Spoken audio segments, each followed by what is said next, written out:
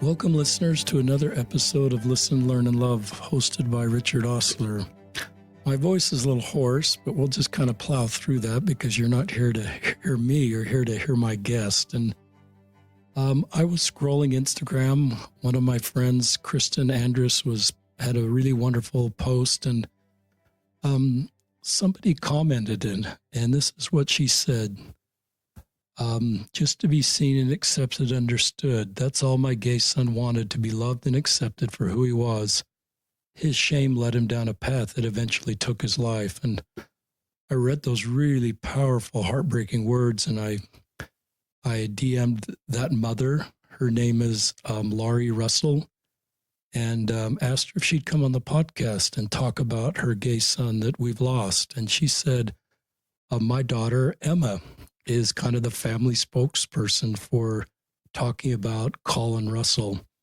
And so I DM'd Emma, and she agreed to come on the podcast. And let me just introduce Emma. Emma Westwood. She's married. Her husband's name is Isaac.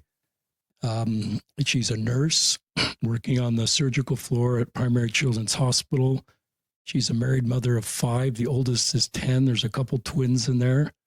So recording this kind of, I think, between naps and kids at school and via Zoom from her home in Draper. She's the oldest sister of Collin. There's a couple other siblings, Dallin and Jenna, and Emma is who Collin came out to, his sister that I believe is 8 years older. Collin was born in 1995, and he died of an accidental overdose on December 26, 2018. At the age of 23. He would be 29 now if he were alive. And we're going to talk a little bit about Encircle in this podcast. As you may know, Encircle opened a home up in Heber City, and that home is called the Collin Russell Home. And I believe you and your husband, Isaac, helped donate money to have the home named after him. And so I'm just grateful to learn more about Collin from his older sister, Emma.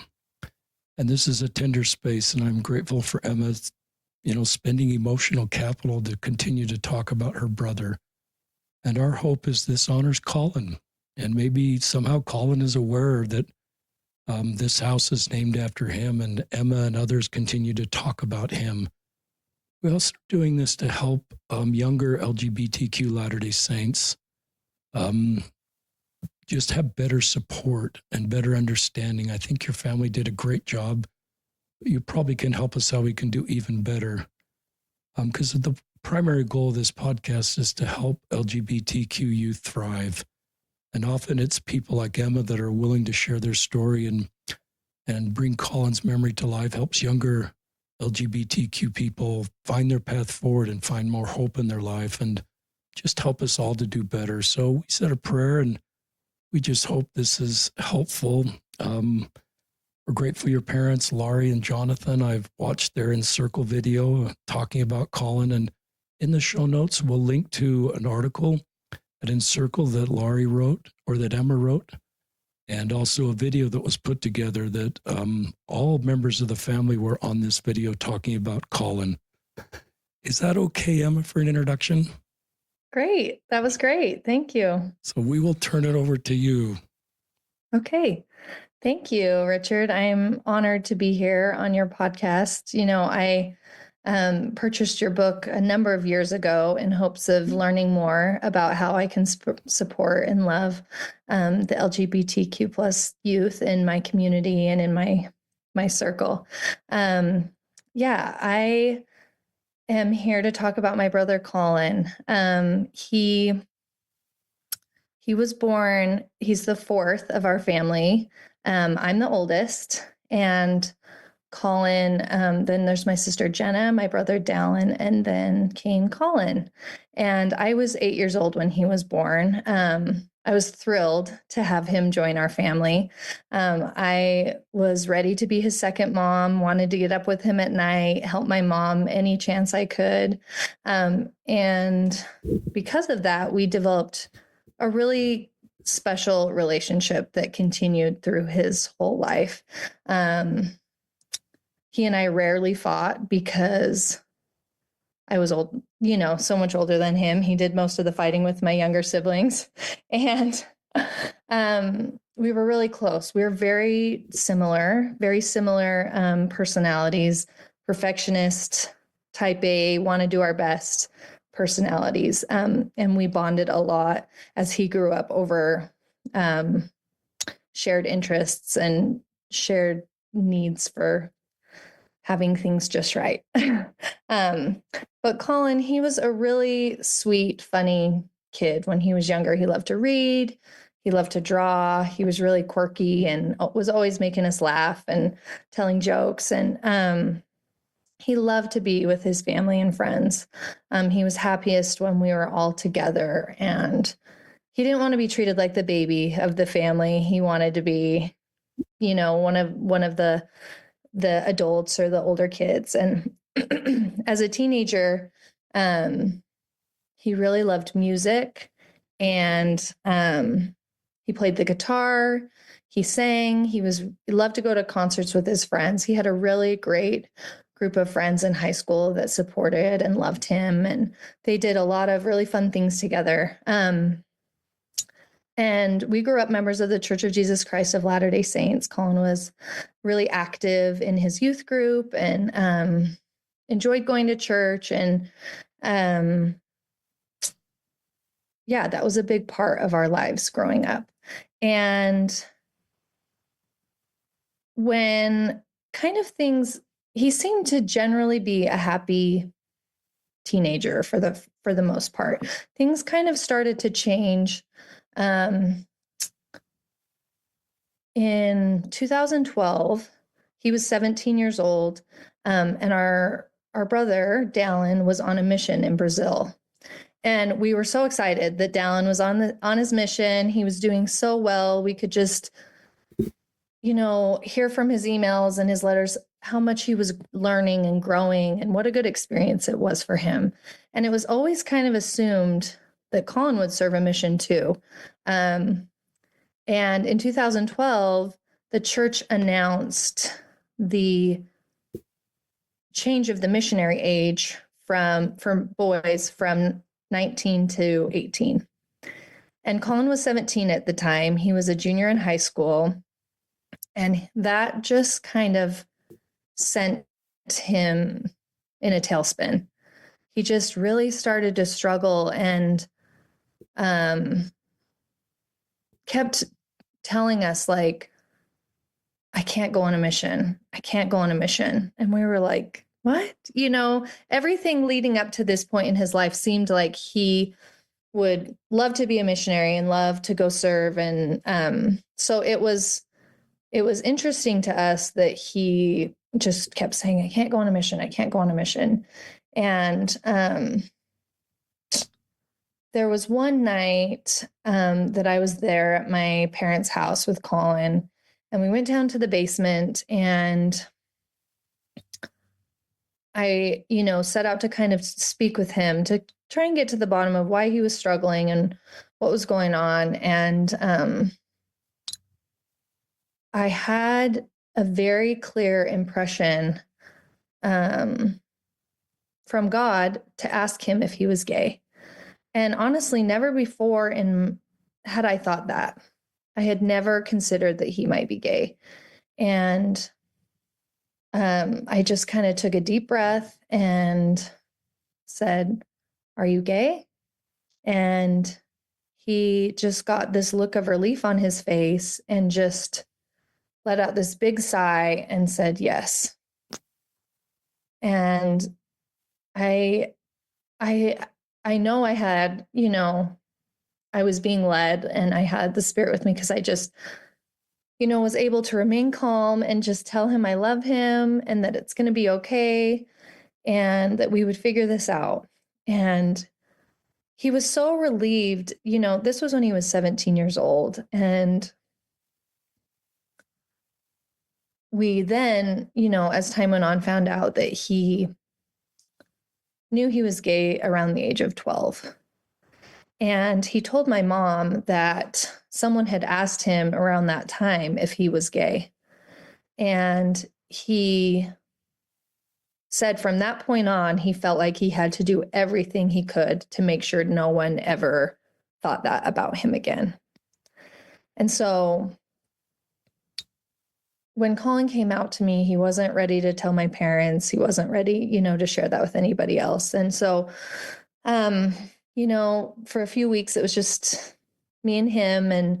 And unfortunately, it kind of came out not the way Collin would have hoped to my parents. And it was hard. It was a really difficult time for him and a difficult time for my parents. They did the best that they could. And we as siblings supported him the best that we could. And he, being in high school, kind of made the decision to wait to come out and to start dating and exploring that part of himself until after high school.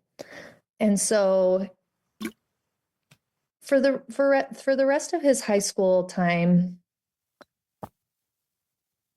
it was hard, but he was happy. He was with his friends. Things really kind of started to change after he graduated, and friends went their separate ways.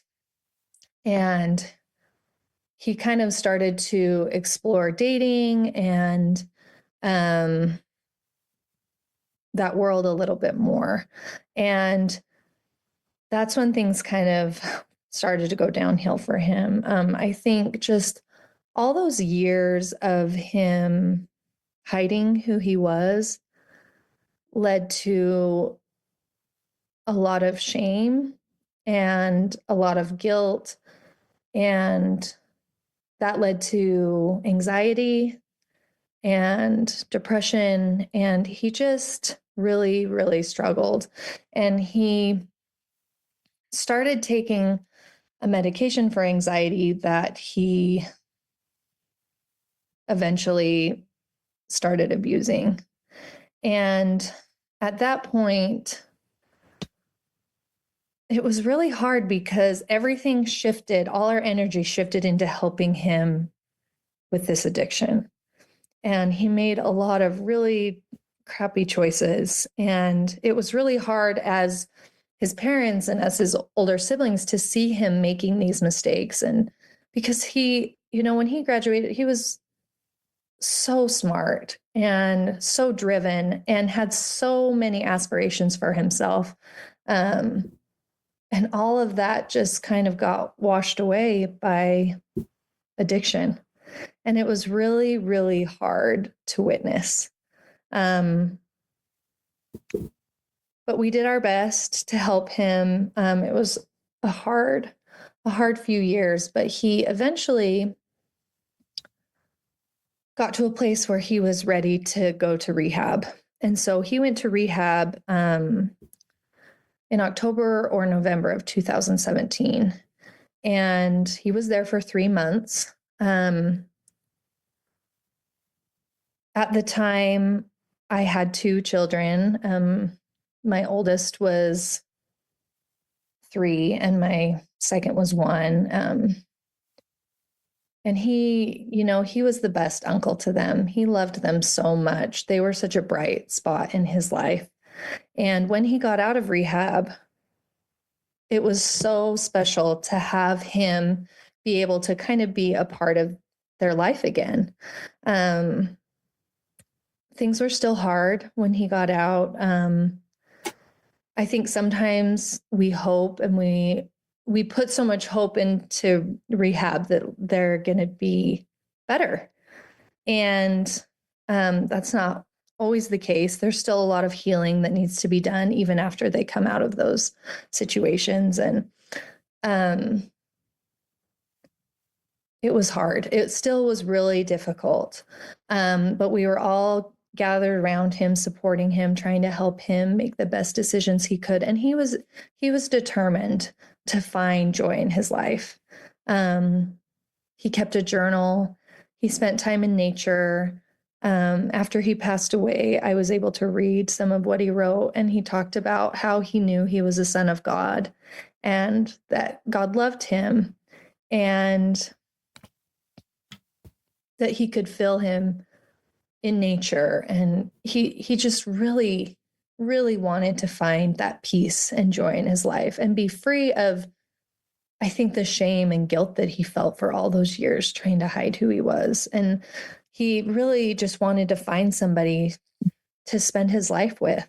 But Collin, he was still he was doing better, but he still was having challenges. And that summer, I was at a girls' camp, and a friend of mine shared an experience that she had with her sister, who had struggled with addiction for many years and had recently died of an overdose. And I, it just felt, I was so happy to know I wasn't alone, And I went up and talked with her and shared with her what I was currently going through with Collin, trying to help him through this process. And she said, one of the things that I regret the most with my sister was not just loving her she said, just love him. Don't nag him. Don't try and change him. Just love him. And that kind of flipped a switch in my brain, because I was so focused on trying to help him with the day-to-day things. And once I was able to just love him for who he was and where he was at in his healing process, things changed with our relationship. And that fall, I was struggling, and I was able to talk with him about some of the things that had been going on and how I was feeling. And he was so empathetic and so loving and so happy to have his older sister come to him and ask him for help. He hated to be the youngest kid where we're all just telling him what to do. And that's an experience that, I'll always treasure. He just was so kind and wanted the best for everyone. Unfortunately, Collin, as good as he was doing, he was still struggling inside. And we lost him to an accidental overdose the day after Christmas on December 26th. And that has been the biggest heartbreak of my life. Losing him that way, we thought he had been doing better. It was unexpected, not completely unexpected because of the challenges that he had had, but it was really, really difficult. And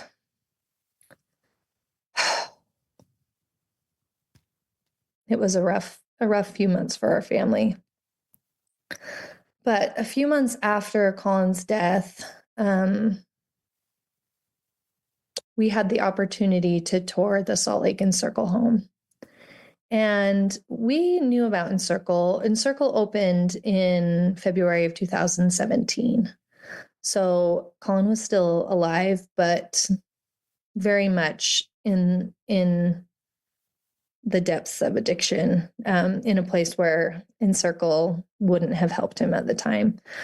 But after his death, my husband was friends with someone who on the board who helped open that Provo Encircle home. And at that point, the Salt Lake home was open. And so we went with my parents and toured that home.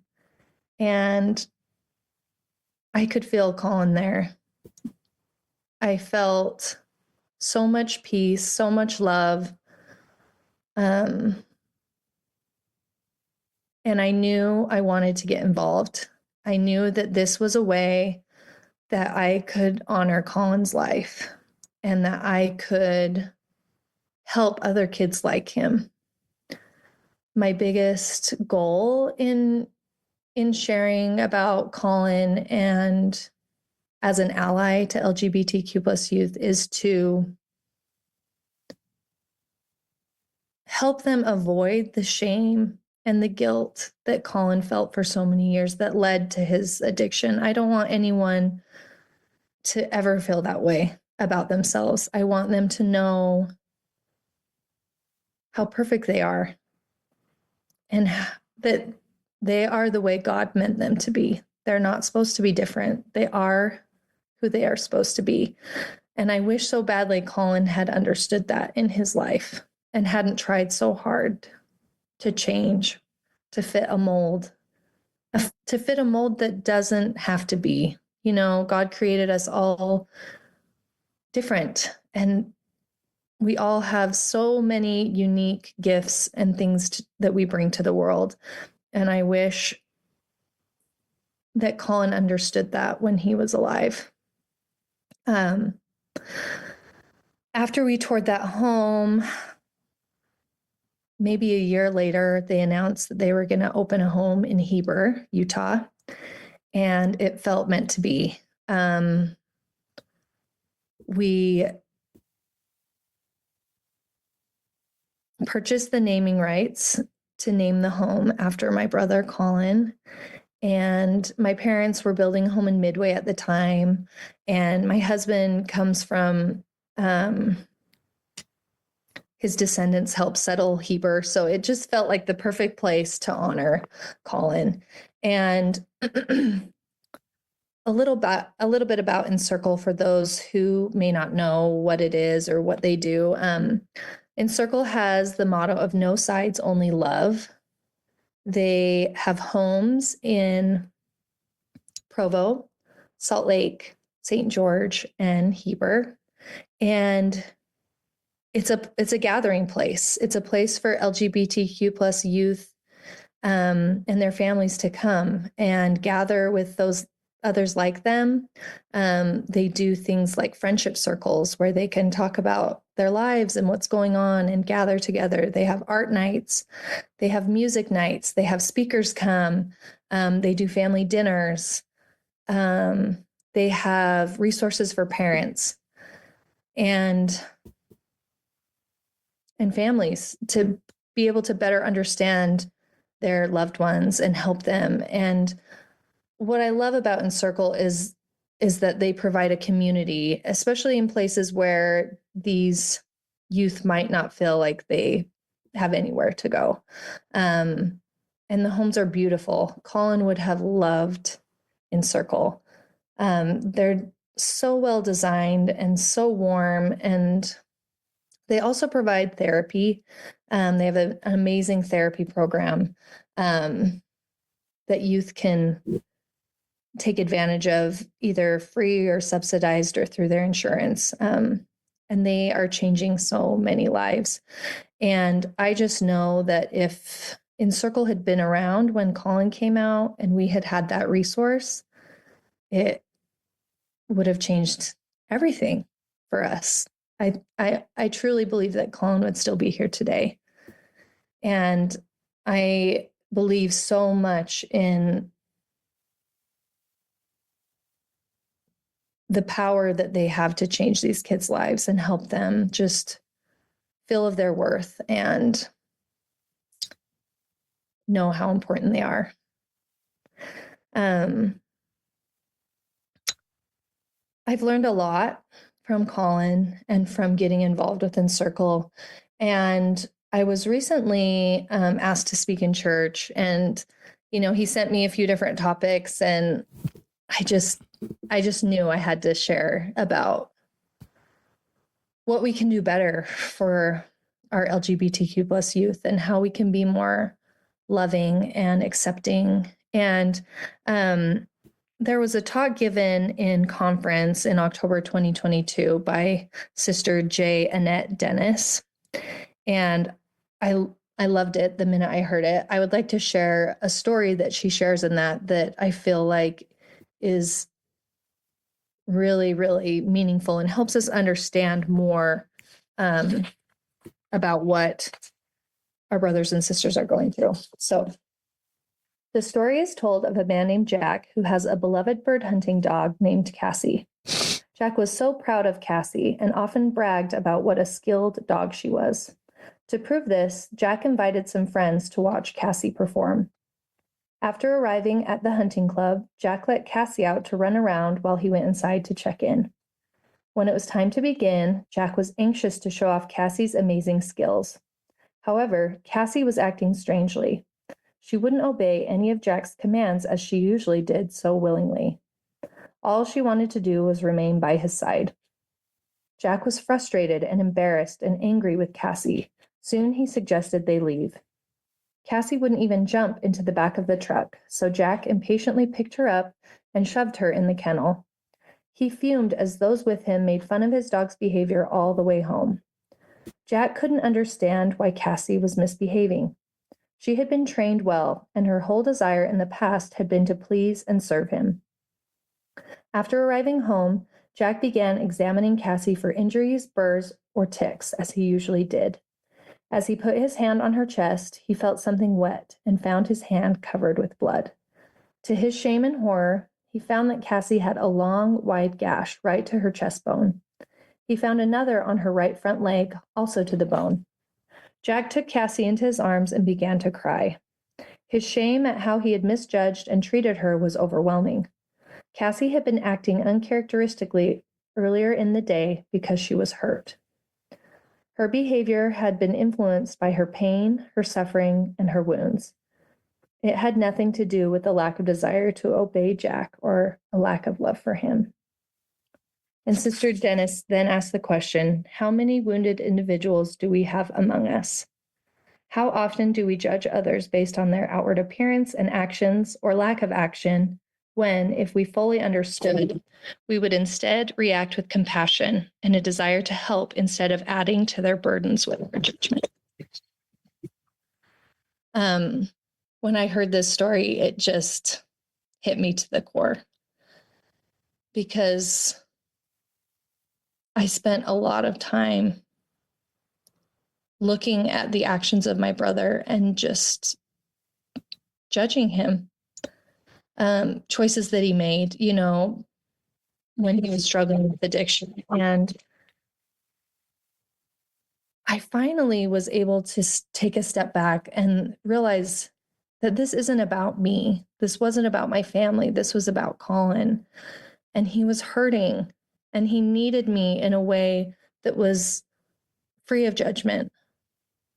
He needed to just be able to tell me how he was feeling without me trying to fix everything.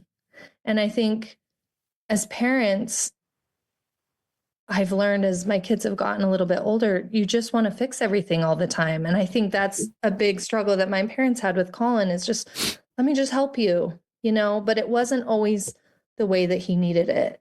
And I think we as members of the Church of Jesus Christ of Latter-day Saints have the ultimate example in our Savior, Jesus Christ. He met the people where they were. He came down to their level, and he just loved and accepted them for who they were in that moment. And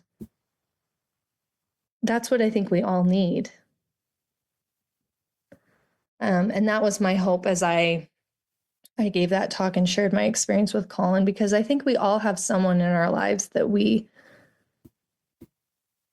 can do better to recognize their pain and love them and meet them where they are. Yeah. Thank you. Sorry for the coughing during the podcast, listeners. Oh, no worry. Thank you, Emma, so much for talking about Collin and this family journey. This is where I sort of pray and I can ask questions of Emma that you would want me to ask listeners. A tender question is, how do every family that loses somebody, in this case to an accidental overdose, probably thinks of things they wish they had done differently. And you maybe forget all the things you did right and maybe cycle through the few things they wish you'd done better. Talk to families or individuals that are in that headspace, and just can't quite get over what they wish they'd done differently. because you know that space so well. It's a tender question, but I think you could probably help others walking a similar road. Yeah, it's really difficult. For years, I struggled with that with my brother. I know my parents still, to this day, have things, we all do, things that we wish we could have done differently. But right after Collin died, we were in the temple. I went with my parents and a few other family members, and I had this I could feel Collin with me. And he told me that everything was okay, that he was okay, and that he was so happy. And I still grapple with a lot of questions of why he had to struggle the way he did when he was alive and why he had to suffer. But he told me, you're not going to understand here on this earth. And that's okay. And that has brought me a lot of peace. I know not everyone has experiences like that where they feel that peace from a loved one who has passed on. But something that has helped me is understanding that God doesn't want us to be miserable. He doesn't want us to be sad. He doesn't want us to beat ourselves up over the mistakes that we've made. And I think understanding that and putting our faith and trust in our Heavenly Father has helped me move forward from that, has helped me kind of view myself in that I don't want to make those mistakes again. I can't change what happened to Collin. I can't change the way things happen for him, but I can help others like him. And I can try my best. I still make mistakes. I still do things with my own kids that I'm like, what am I doing? I know better, but my greatest hope is that I can teach my children that they are loved and accepted for who they are, no matter what, and to teach them to love and accept other people. And that, I think if you can find a way to move forward with it and help others, it is very healing. Great answer. Talk about your reaction to your talk in your ward. It was really amazing. I had lots of people come up to me afterwards, text messages, phone calls of people. We don't talk about this enough. I think so much we're trying to put on our best, and being vulnerable brings us together. And expressing our pain and expressing what worries us and expressing the hard things is what brings us together. And I have, found a lot of really meaningful relationships with people as I've shared my experience, and they've been able to share theirs with me. And I think opening that dialogue and just people understanding that they're not alone goes really, really far. I just love your talk, and I love that you talked about it and had the courage to do that. And I love Sister Annette Dennis and her work. I've had some interaction with her, and I think she's just terrific and is very sensitive to marginalized groups of people. Yeah. I run a Facebook group, listeners, called Ministering to LGBTQ Latter-day Saints, and it's about 4,000 in there. And sometimes people post anonymous questions, which is a good way to get information. And one of the questions that came up this week is, I suspect my YSA child is gay. Should I ask them? And most of the comments are not. but I don't think I think it's more nuanced than that, to be honest. So I don't have I guess that's why I love that you felt this spiritual impression to ask Collin if he was gay. You're not his parent, but your oldest sister. And my general advice is probably don't do that. But I recognize there's nuance there and people receive personal revelations. Just talk about that you felt this impression to ask him and you asked him, and it was actually a really good thing because I think he was ready to talk to somebody about it. And he'd been 5 years not talking to anybody. So talk more about that, or advice you have to people, siblings or parents that suspect they've got an LGBTQ kiddo. Yeah. Like I said, I had never suspected that Collin might be gay. So, it really was a prompting to ask him if he was gay. And so that's a tricky one because I think you just have to pray and follow the Spirit. And I think the best thing a parent or a family member could do if they don't feel like they should ask them is to make your feelings about the LGBTQ plus community known in a really positive way. And there's a really cool story associated with Encircle, where an artist had painted a painting for one of the homes, and he knew his nephew might go there and see it. And his nephew he saw that painting and he came out, was able to come out to this family member.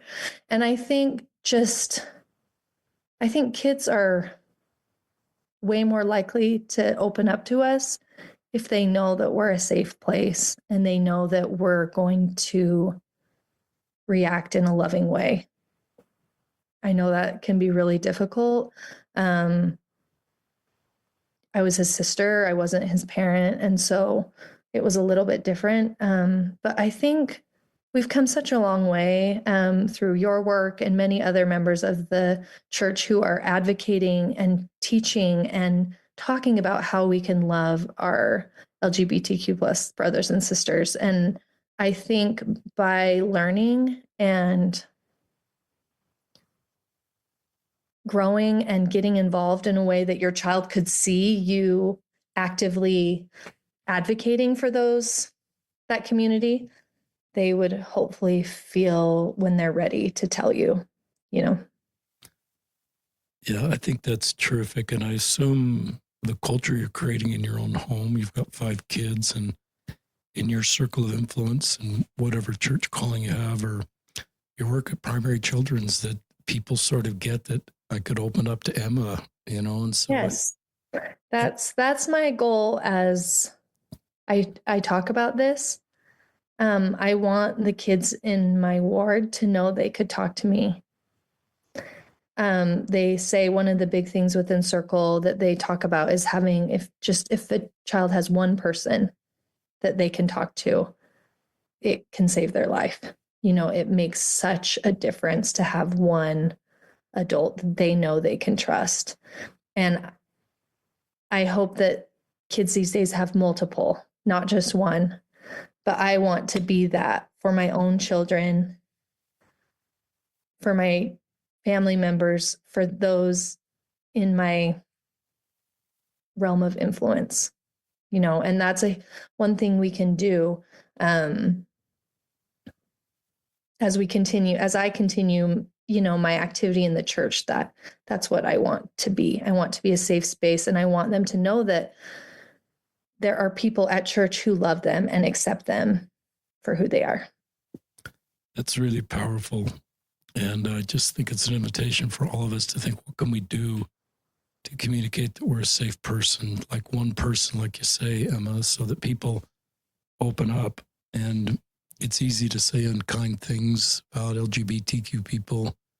There's a lot of fear-based rhetoric in the world today, but there are, church statements about being kind to LGBTQ people. We don't have to make it up. I wish we said them more often.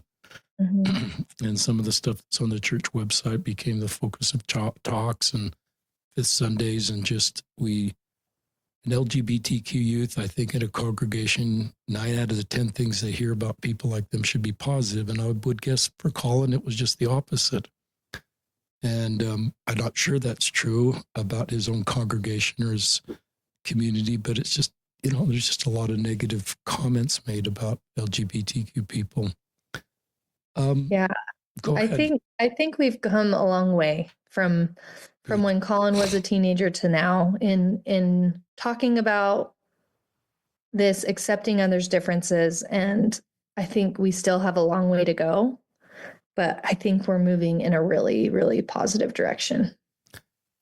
I love what your mom wrote in just the comment on Instagram. His shame led him down a path that eventually took his life. And then I wrote down this kind of hiding who he was, which led to shame, which led to depression, which led to needing to be treated for depression, which led to connecting with medication, which led to addiction. And then this cycle just really helps me understand the role of shame in an unhealthy way in people's lives. And I think that's, as I've listened to your Encircle video and you on the podcast right now, so much of what you're doing is to take shame out of the minds and hearts and souls of LGBTQ people. I think that's learned, listeners. I don't think Collin felt shame at age 10 or 11 or 12, but eventually he realized his sexual orientation towards men was shameful. And then I think that's one of Satan's greatest tools to separate us from the love of God and the love of ourselves is we don't think we're acceptable to God, and we think that it's shameful for how we feel. And I just think that's something no one should feel shame for how they're created or how they feel. And you articulate it so well, Emma. I think everybody should look in the mirror and think they're a beloved child of heavenly parents, and who they are is intentional and good. And even as society sometimes says negative things, I think you've got to have a relationship with God that you recognize this is who I am, and it's a good thing. Yeah. More thoughts on that? Because I just, I didn't realize the role of shame until I started listening to stories like yours and other LGBTQ stories. Any more thoughts on shame? No, I just want it to go away. No more shame.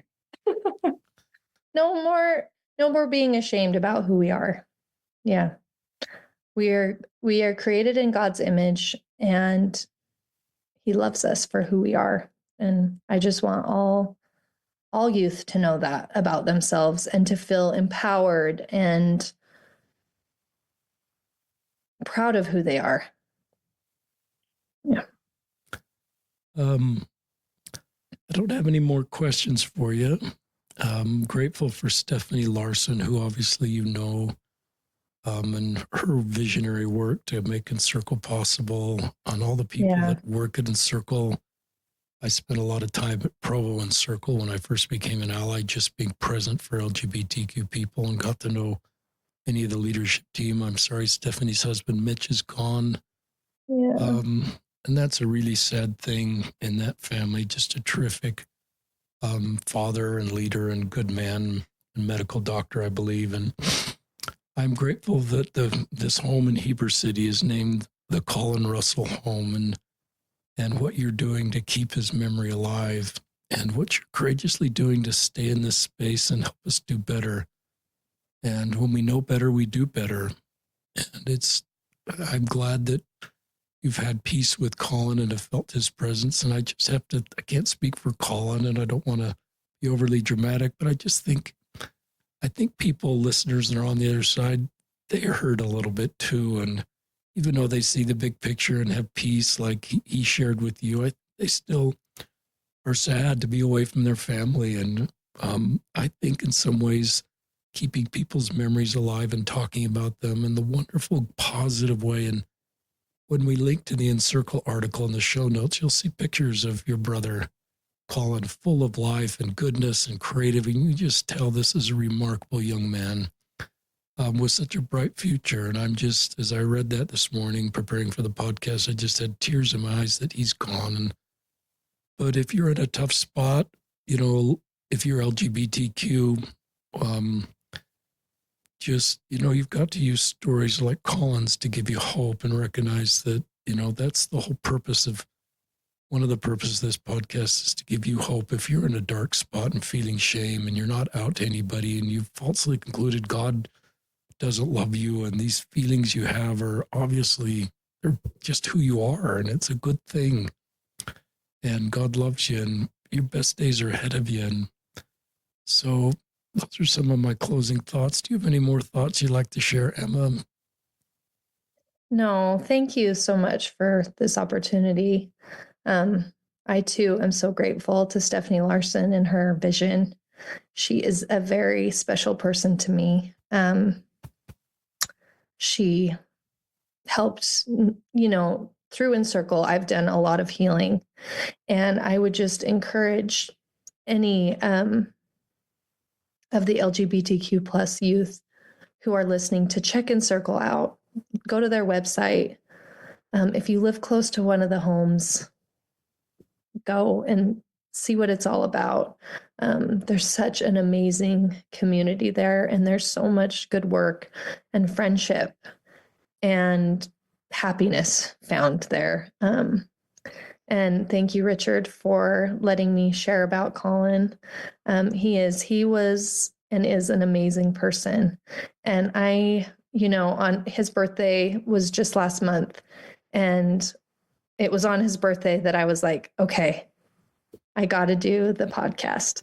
And I think that was a little nudge from him to be like, okay, you can do it. So thank you for allowing me to talk about him. Thank you, Emma Westwood. And if your parents, Jonathan and Lori, are listening, I just think your family's a beautiful family. And sorry your wonderful son's Colin's gone, but I just love your family. And as I watch your video, this is a beautiful and sometimes painful love story, but I appreciate your courage to be in the space and honor Collin by talking about him. And your husband, Isaac, I think that's his name, also talked on the video. I think he's got an uncle that's gay and is honored in this story that you might watch in the show notes. And so I love that you're walking this road together.